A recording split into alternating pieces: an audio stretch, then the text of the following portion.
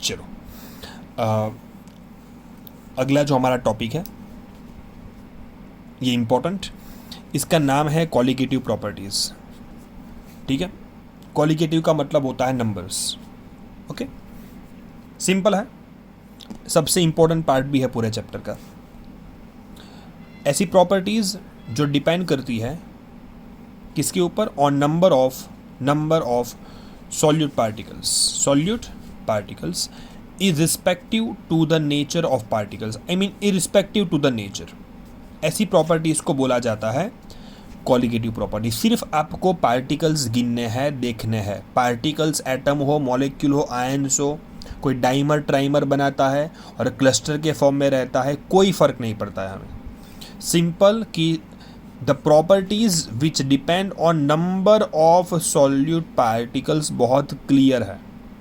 ठीक है, ऐसी 4 प्रॉपर्टी है जो पार्टिकल्स के बढ़ने से बढ़ती है और कम होने से कम होती है। ये चारों properties relative lowering in vapour pressure, elevation in boiling point जिसको इब्यूलियोस्कोपी भी बोला जाता है, डिप्रेशन इन फ्रीजिंग पॉइंट जिसको क्रायोस्कोपी भी बोला जाता है।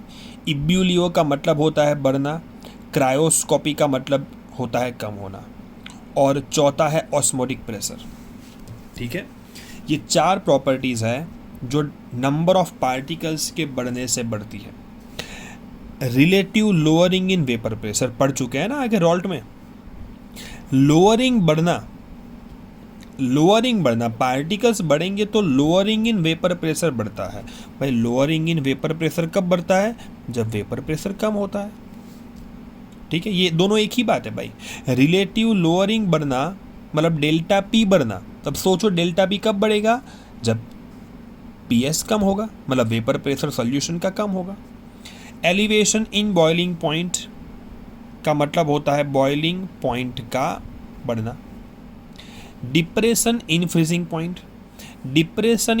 पॉइंट का बढ़ना मतलब क्या होना? फ्रीजिंग पॉइंट का कम होना, तभी तो डिप्रेशन बढ़ेगा। जैसे कि 0 है पानी का फ्रीजिंग पॉइंट। ठीक है, अब डिप्रेशन अगर मानो कि -5 पे फ्रीज हो रहा है, तो -5 पे फ्रीज हुआ तो लोअरिंग 5 का हुआ, और -7 पे हुआ तो लोअरिंग बढ़ गया ना, 7 का हो गया ना, तो फ्रीजिंग पॉइंट को कम होना पड़ेगा -7। और ऑस्मोटिक प्रेशर जो होता है वो बढ़ेगा, ऑस्मोटिक प्रेशर बढ़ेगा। सो पार्टिकल्स बढ़ेंगे तो relative lowering in vapour pressure बढ़ेगा, एलिवेशन इन बॉइलिंग पॉइंट मतलब बॉइलिंग पॉइंट बढ़ेगा, डिप्रेशन इन फ्रीजिंग पॉइंट बढ़ेगा और ऑस्मोटिक प्रेशर बढ़ेगा।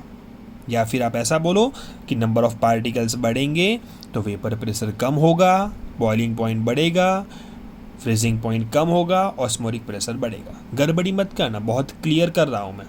लोअरिंग, रिलेटिव लोअरिंग का बढ़ना मतलब वेपर प्रेशर का कम होना। ठीक है, ये तो सिंपल है। बॉइलिंग पॉइंट का बढ़ना, डिप्रेशन बढ़ना, फ्रीजिंग पॉइंट कम होना, ऑस्मोटिक प्रेशर का बढ़ना। ठीक है, चलो अभी ये हम देख चुके हैं, इसको थोड़ा शॉर्ट में देख लेते हैं फिर आगे बढ़ते हैं। ये फॉर्मूला मैंने आपको रॉल्ट में करवाया था। Okay, delta P by P naught, ये lowering in vapour pressure, P naught minus P S, और इसके साथ रिलेट करता हूँ तो इसको बोलेंगे relative lowering in vapour pressure is equals to क्या था? ये मोल फ्रैक्शन ऑफ सॉल्यूट है ना, देख लेना आप मेरी नोट्स। ये है mole fraction of solute, solute के मोल बाय टोटल मोल्स। अगर डाइल्यूट है तो सॉल्यूट बहुत कम है, तो सॉल्वेंट की कंपैरिजन में डिनोमिनेटर में से मैं स्मॉल n को निकाल सकता हूँ for dilute solution. Small n मोल मतलब given mass by molecular mass, और ये भी given mass by molecular mass. ठीक है, टेम्परेचर बढ़ेगा तो वेपर प्रेशर बढ़ेगा। कितना बढ़ेगा, कितना कम होगा, ये आपको ये इक्वेशन बताएगा। टेक्स्ट बुक लेवल पे ये इक्वेशन नहीं है। इक्वेशन का नाम है Clausius-Clapeyron equation. log P2 by P1 is equals to delta H by 2.303 R 1 upon T1 minus 1 upon T2। T1 temperature पे वेपर प्रेशर P1 और T2 टेम्परेचर पे P2। तो कोई एक दिया होगा, दूसरे टेम्परेचर पे फाइंड करने के लिए पूछ सकते हैं। R सॉल्यूशन कांस्टेंट, उसकी वैल्यू वही जो गैस कांस्टेंट में R की होती है, ठीक है। और डेल्टा H एंथैल्पी चेंज, ठीक है। चलो कम सम्स आता है, तो जब करेंगे तब पता चलेगा। अब ये अगली जो थियरी बताने वाला हूँ, पहली कॉलिगेटिव प्रॉपर्टी चल रही है हमारी relative lowering in vapour pressure, हम चारों पढ़ेंगे, समझ में आ गया। इसको डिटरमाइन करने की मेथड का नाम है ऑसवाल्ड वॉकर मेथड या process. It is determination of relative lowering in vapour pressure. Text book level पे ये बिल्कुल नहीं है, ठीक है। यहाँ पर मैंने एक बड़ा सा वेसल बताया है जिसके अंदर कुछ ग्लास के बल्ब है और ये पानी रखा है। पानी थर्मोस्टेट का काम करता है भाई। थर्मोस्टेट का मतलब नहीं पता है तो बता देता हूँ। थर्मोस्टेट का मतलब होता है जो सबका टेम्परेचर कांस्टेंट रखे, ठीक है। पानी के अंदर सबके सब बल्ब है तो चारों के टेम्परेचर भी सेम होंगे, ठीक है। क्योंकि टेम्परेचर में चेंज होगा तो वेपर प्रेशर आपको पता ही है बहुत जल्दी चेंज हो जाएगा, जो हमें यहाँ पर नहीं चाहिए। ये मैंने 2 सेट रखे हैं, बल्ब ए जिसके अंदर कोई भी सॉल्यूट के साथ एक सॉल्यूशन है, और ये वही सॉल्वेंट प्योर फॉर्म के अंदर है। 2 बल्ब रख सकते हो, 3 भी रख सकते हो। यहाँ पर सॉल्यूशन, ये पूरा सेट है वो सॉल्वेंट का है प्योर, और यहाँ पर 2 यू शेप की ट्यूब है, इसको सेट सी बोलेंगे, जिसके अंदर क्या है, ड्राइंग एजेंट है, कैल्शियम क्लोराइड हम रख सकते हैं, ठीक है, जो मॉइस्चर को एब्जॉर्ब कर लेगा। अब ये कंस्ट्रक्शन हो गया। अब मैं आपको इसका प्रोसीजर पूरा समझाता हूँ, ठीक है, ध्यान देना है यहाँ पर एकदम। ये ड्राई एयर मैं यहाँ से पास करने वाला हूँ through this pipe. Dry air जिसकी मॉइस्चर को एब्जॉर्ब करने की टेंडेंसी होती है।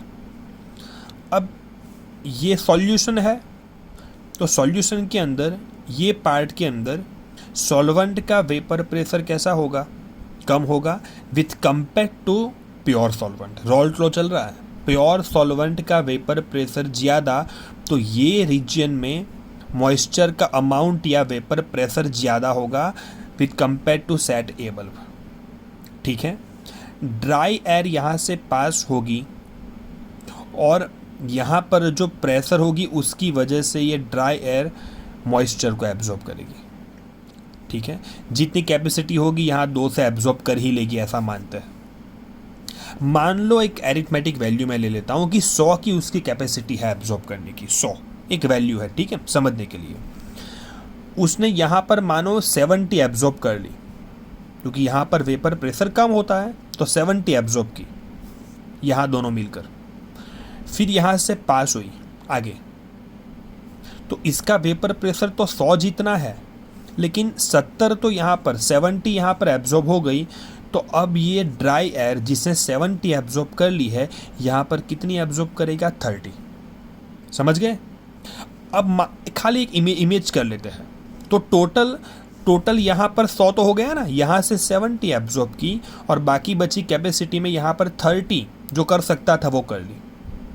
मानो ड्राई एयर सीधी यहाँ से पास होती तो 100 यहीं से एब्जॉर्ब कर लेती।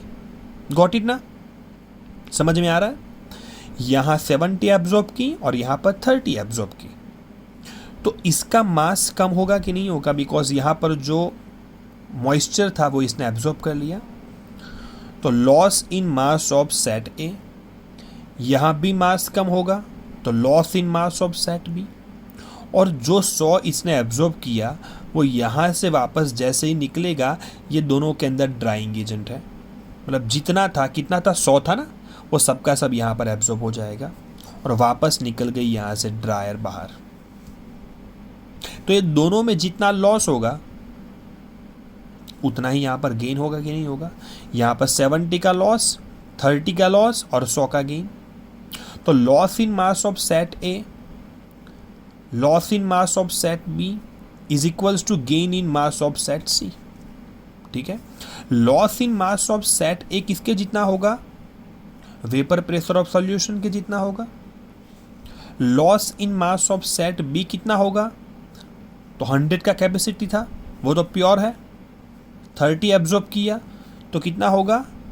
P naught minus P S, क्योंकि पी एस जितना तो यहाँ पर एब्जॉर्ब कर लिया, ठीक है। 100 का कैपेसिटी, 100 इज पी नॉट, तो gain in mass of set C कितना हुआ? पी नॉट हुआ कि नहीं हुआ? 100 का कैपेसिटी, 100 प्योर का मानना है, ठीक है। यहाँ पर पी एस और यहाँ पर P naught minus P S.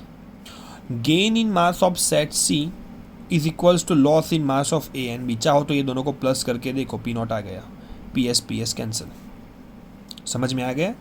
Loss in mass of set C is equals to gain in mass of set C is equals to loss in mass of A and loss in mass of B. Okay, चलो, delta P by P naught, P naught minus P S according to the diagram, loss in mass of solvent bulb, ठीक है, solvent bulb दूसरा वाला, और P naught मतलब gain in mass of set C, drying agent जिसके अंदर होता है, और gain in mass of set C मैंने दूसरी बार लिख दिया है, is equals to loss in mass of solvent bulb plus loss in mass of solution bulb. आपको ये वैल्यूज़ दी जाएगी और कैलकुलेशन करना होगा। इज इक्वल्स टू आगे आप चल सकते हो, इज इक्वल्स टू क्या होता है? Mole fraction of solute, delta P by P naught is equals to mole fraction of solute. समझ में आ रहा है कि नहीं? ठीक से सुनना, वर्ड को बहुत गौर से सुनना है यहाँ पर, क्योंकि आप मेरे सामने नहीं हो कि मैं आपको पूछता जाऊँ, तो आपका ध्यान 100% यहाँ होना चाहिए, बिकॉज वीडियो भी मैं छोटे ही बना रहा हूँ, 10-15 मिनट के, ताकि आपको बोर भी ना लगे, ठीक है। चलो बढ़ते हैं दूसरा कॉलिगेटिव प्रॉपर्टी, जो है elevation in boiling point. Elevation in boiling point के अंदर ये ग्राफ मैं आपको समझाऊंगा। ये ग्राफ बहुत ही ज़्यादा इंपॉर्टेंट है, टेक्स्ट बुक लेवल पे है। 3 कर्व मैंने ड्रॉ किए हैं, ठीक है। सॉल्वेंट, एक सॉल्यूशन है और ये दूसरा सॉल्यूशन। सॉल्यूशन 1 में जो सॉल्यूट है, सॉल्यूशन 2 के अंदर सॉल्यूट का अमाउंट ज़्यादा है, मतलब कॉन्सेंट्रेटेड है सॉल्यूशन 2, ठीक है। ये प्योर, ये वेपर प्रेशर और ये टेम्परेचर, प्योर सॉल्वेंट, ठीक है। अब बॉइलिंग पॉइंट के बारे में हम बात कर रहे हैं, तो आपको बॉइलिंग पॉइंट का डेफिनेशन पता होना चाहिए। वो घिसा पीटा मत बोलना जो आप 8-9 में बोलते थे। मैं आपको बोल देता हूँ बॉइलिंग पॉइंट का डेफिनेशन, ठीक से सुनना, नहीं पता है तो नोट डाउन भी आप कर सकते हो, ठीक है, साइड पे नोट रखें। बॉइलिंग पॉइंट का मतलब होता है एक ऐसा टेम्परेचर जिस टेम्परेचर पे वो लिक्विड का वेपर प्रेशर एटमॉस्फेरिक प्रेशर जितना हो जाए। परफेक्ट डेफिनेशन, एक्सट्रीम लेवल की। एक ऐसा टेम्परेचर कि जब गिवन लिक्विड का वेपर प्रेशर एटमॉस्फेरिक प्रेशर जितना हो जाए। समझ में आ गया? तो जितना एटमॉस्फेरिक प्रेशर, वैसे यहाँ तो 180 m ही होता है, लेकिन मानो अगर प्रेशर बढ़ा देता हूँ तो टेम्परेचर भी ज़्यादा चाहिए होता है, ठीक है। ये प्योर सॉल्वेंट, ये पॉइंट को देखो, ये पी नॉट मैं 180 m बोल देता हूँ, ठीक है, ये 1 एटमॉस्फेरिक प्रेशर है। तो सॉल्वेंट हमारा ये टेम्परेचर पे, ये टेम्परेचर जो है, ये टेम्परेचर पे सॉल्वेंट का वेपर प्रेशर एटमॉस्फेरिक प्रेशर जितना है, ठीक है, बता दिया है मैंने। मतलब ये पॉइंट पे, ये टेम्परेचर पे हमारा सॉल्वेंट बॉयल करेगा, क्लियर बात है, अकॉर्डिंग टू द डेफिनेशन। लेकिन ये टेम्परेचर पे सॉल्यूशन 1 बॉयल नहीं करेगा। तो रॉल्ट लॉ भी आ गया, क्योंकि हमने सॉल्यूट डाला तो इतना वेपर प्रेशर कम हुआ। देखो, इतना वेपर प्रेशर कम हुआ।